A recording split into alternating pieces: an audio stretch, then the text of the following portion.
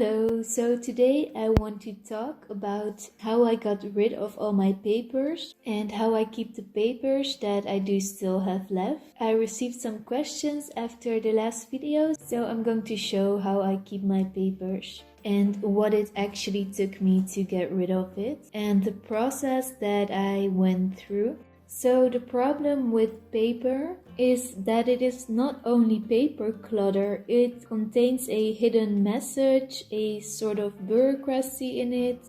I never look at my papers as that just a material object. I always feel the weight of things that needed to be done, things that I did not ask for, but I had to give my time for it because it's part of society, like doing taxes and those kind of things. So this is me 2 years ago in my previous home, and this is when I tackled my paper clutter, and it was one of the things that I saved for the very last, and it was also one of the things that I looked least forward to.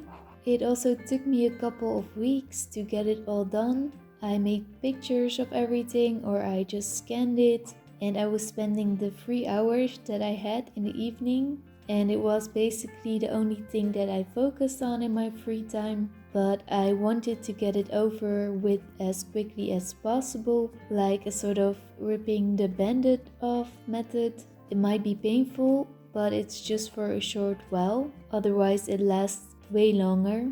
I do have to say that surprisingly this was one of the areas that made me feel the lightest from decluttering things. It made me even feel lighter than when I had decluttered some heavy furniture. So it made quite a bit of a difference, and I'm very happy that I had minimized and simplified that.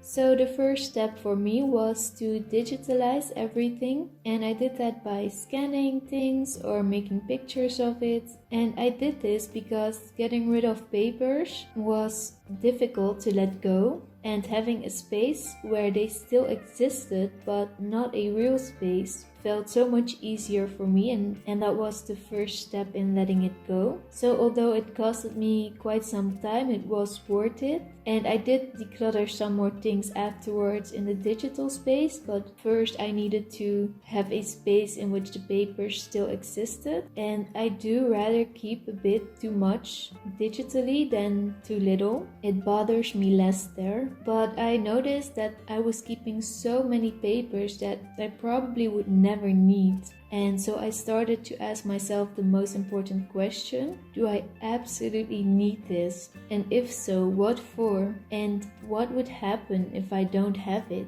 Will I be able to get it back somehow? Or will I be able to live with the consequences? What would they mean for me? How big of a consequences are they? Are they worth it to hold on to it? Or am I willing to take the risk? For me, the most important things are things for the governments and taxes and things like that, because I know they have a lot of power, and I think that's the area I want to be very careful with. And if the answer is yes, I need to keep it, then the question is it permanent or is it temporary? And so I have two maps. One, I keep things that are permanent or that I need to keep for a very long time, like birth certificates, passports, and those kind of things. And the other one, I just keep things that I need to keep there for a while, things that I need to store for a couple of months, some arrangements or things that I still need to do or I'm waiting for an answer, but that I know if it's done I don't need to keep it. But the most important things was to let go of the fear that one day I will need it, and to digitalize everything. And I also keep a notebook in which I write 3 things that I want to do that day, and I also write a list of things that I need to do someday. I also do some other journaling just to get things out of my mind. I have a couple of lists that I make, and if you're interested in that, I can make a video about how I plan and organize life. And so that's basically it. I hope you enjoyed this video. Thank you for watching, and see you next time.